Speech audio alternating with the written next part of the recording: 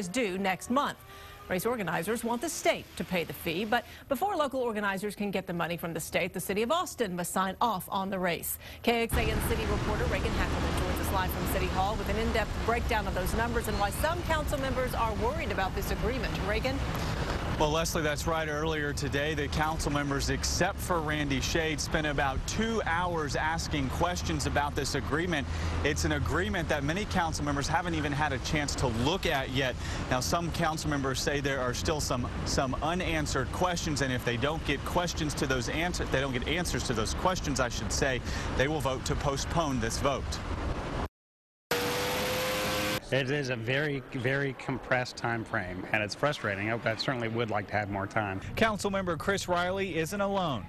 Hurry up. We've got to do it. There's too much risk of losing it. You've got to do it by Thursday. We don't have all the information, but our intuition should tell us that it's good enough. Councilmember Laura Morrison is worried because she's not sure the state should be taking $25 million out of the state's general fund to essentially pay the owner of Formula One, an English billionaire. So that's a huge hurdle for me personally as I wrestle with this decision. On Tuesday, City Council, minus Councilmember Randy Shade, spent 2 hours going over the agreement and the economic impact study paid for by F1. The study says the race will draw upwards of 120,000 fans who could spend $270 million in the Austin area. That equals roughly $26 million in extra tax revenue for the state and a little more than $4 million for the city. With that kind of money on the line, F1's attorneys seem pretty sure the council would not be postponing the vote on Thursday. I'm not going to even go there because I think the case is so overwhelming that this is a benefit for our city that the city will participate and the event will go on. Well, I guess he has a crystal ball that he can predict the council's votes. Councilmember Morrison says she'll vote to postpone if she thinks the city needs more time.